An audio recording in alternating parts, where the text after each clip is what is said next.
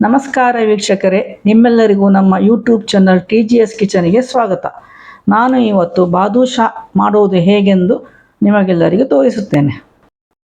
ಮೊದಲು ಒಂದು ಬೌಲಿಗೆ 2 ಕಪ್ ಮೈದಾ, 1 ಚಮಚ ಬೇಕಿಂಗ್ ಪೌಡರ್,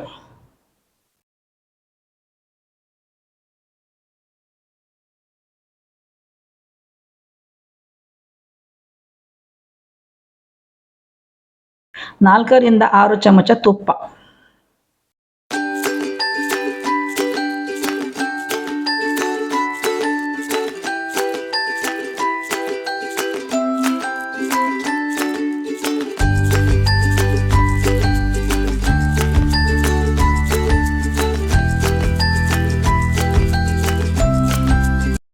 ಸ್ವಲ್ಪ ಉಪ್ಪು ಹಾಕಿ ಎಲ್ಲವನ್ನು ಚೆನ್ನಾಗಿ ಮಿಕ್ಸ್ ಮಾಡಬೇಕು. ನೋಡಿ, ಈ ಥರ ನೀರು ಹಾಕದೇ ಮಿಕ್ಸ್ ಮಾಡಬೇಕು. ಹಿಟ್ಟು ಈ ಥರ ಆದ ಮೇಲೆ ಸ್ವಲ್ಪ ಸ್ವಲ್ಪ ನೀರು ಹಾಕಬೇಕು. ಹಿಟ್ಟು ಈ ಥರ ಆಗಬೇಕು, ಅದು ಉದುರುದುರಾಗಿ ಇರಬಾರದು. ಈಗ ಆ ಹಿಟ್ಟಿಗೆ ಸ್ವಲ್ಪ ಸ್ವಲ್ಪ ನೀರು ಹಾಕಬೇಕು. ಸ್ವಲ್ಪ ಸ್ವಲ್ಪ ನೀರು ಹಾಕುವಾಗ ಜಾಸ್ತಿ ನಾದಬಾರದು. ಗುಲಾಬ್ ಜಾಮೂನ್ ಹಿಟ್ಟು ಕಲಿಸಿದಂಗೆ ಕಲಸಬೇಕು.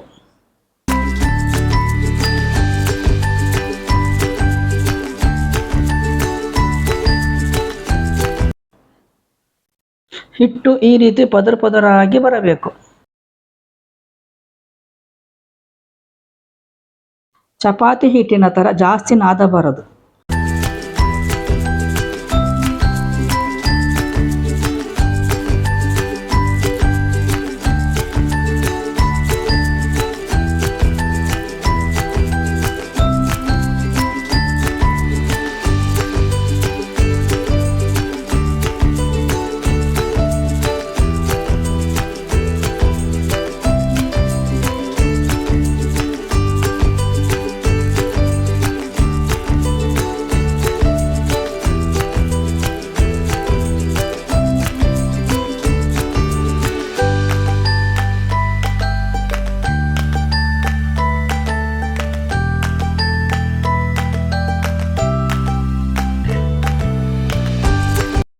ಈ ಹದಕ್ಕೆ ಬಂದ ಹಿಟ್ಟನ್ನು ಅರ್ಧ ಗಂಟೆ ಮುಚ್ಚಿಡಬೇಕು.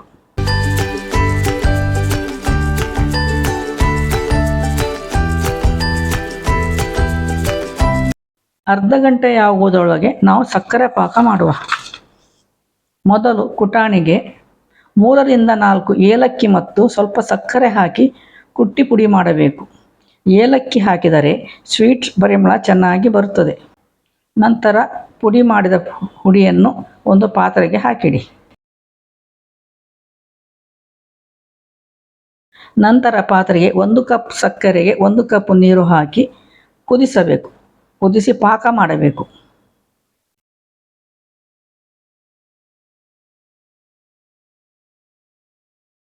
ಬಾದುಷಾ ಮಾಡುವುದು ತುಂಬ ಕಷ್ಟ ಅಂತ ತಿಳಿದಿದ್ದೆ. ಮನೆಯಲ್ಲಿ ಮಾಡುವಾಗ ತುಂಬ ಸುಲಭವಾಯಿತು. ಈ ಸ್ವೀಟನ್ನು ನನಗೆ ನನ್ನ ಮಗ ಹೇಳಿಕೊಟ್ಟಿದ್ದ. ಯಾರಾದರೂ ನೆಂಟರು ಮನೆಗೆ ಬಂದರೆ ಇದನ್ನು ಮಾಡಬಹುದು. ಇವಾಗ ಮಕ್ಕಳಿಗೆಲ್ಲ ಶಾಲೆಗೆ ರಜೆ, ಮಕ್ಕಳು ಏನಾದರೂ ಮಾಡಿಕೊಡಿ ಎಂದಾಗ ಇದನ್ನು ಮಾಡಿಕೊಡಬಹುದು.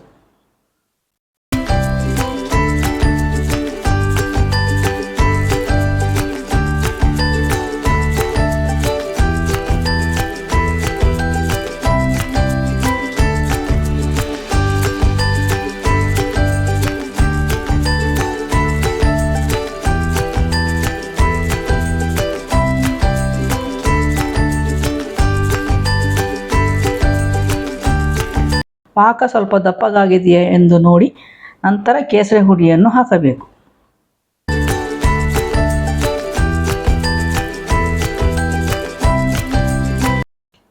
ಕೇಸರಿ ಹುಡಿಯನ್ನು ಜಾಸ್ತಿ ಹಾಕಬಾರದು. 1 ಚಿಟಿಕೆ ಹಾಕಿದರೆ ಸಾಕು. ಜಾಸ್ತಿ ಹಾಕಿದರೆ ಪಾಕದ ಬಣ್ಣ ತುಂಬ ಕೆಂಪಾಗಿ ಬರುತ್ತದೆ.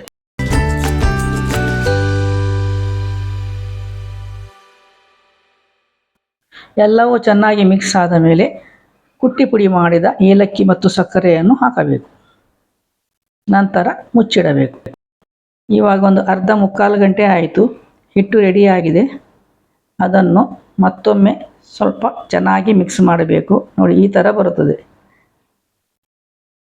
ಪದರ ಪದರಾಗಿ ಬಂದಿದೆ, ಹಿಟ್ಟು ಚೆನ್ನಾಗಿ ಬಂದಿದೆ. ಅದನ್ನು ಸ್ವಲ್ಪ ನಾದಿ ಸಣ್ಣ ಸಣ್ಣ ಉಂಡೆ ಮಾಡಬೇಕು. ಉಂಡೆಯನ್ನು ಈ ಥರ ಮಾಡಬೇಕು. ಉಂಡೆಯನ್ನು ಮಾಡಿ ಅದನ್ನು ತಟ್ಟಿ ಮಧ್ಯದಲ್ಲಿ ಒಂದು ಸಣ್ಣ ತೂತು ಮಾಡಬೇಕು. ವಡೆ ಥರ ಎರಡೂ ಬದಿ ತೂತು ಮಾಡಬಾರದು, ಒಂದೇ ಬದಿಯಲ್ಲಿ ತೂತು ಮಾಡಬೇಕು.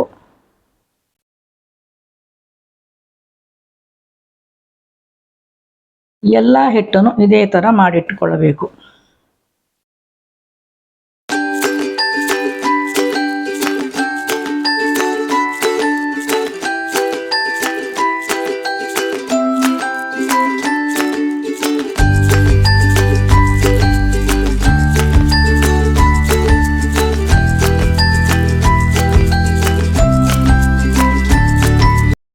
ನಂತರ ಒಂದು ಬಾಣಲೆಗೆ ಎಣ್ಣೆ ಅಥವಾ ತುಪ್ಪವನ್ನು ಕೂಡ ಹಾಕಿ ಕಾಯಿಸಬೇಕು.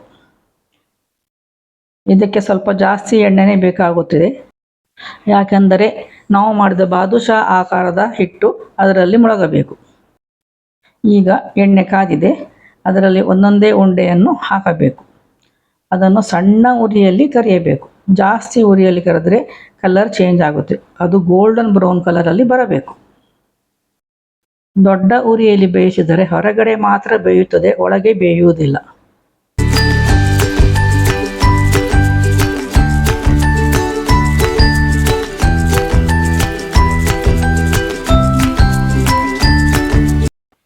ಉಂಡೆಯನ್ನು ಎರಡೂ ಬದಿಯಲ್ಲಿ ಕರಿಯಬೇಕು. ತಿರುಗಿಸುವಾಗ ಉಂಡೆ ತುಂಡಾಗದಂತೆ ಜಾಗ್ರತೆಯಾಗಿ ಕರಿಯಬೇಕು.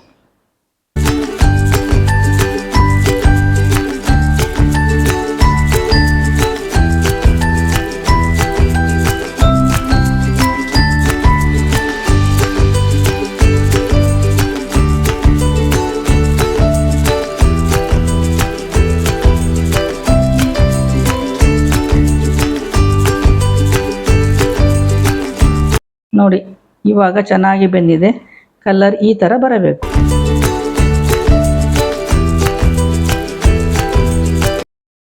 ನಂತರ ಬಾಣಲೆಯಿಂದ ಅದನ್ನು ತೆಗೆದು ಸಕ್ಕರೆ ಪಾಕಕ್ಕೆ ಹಾಕಬೇಕು.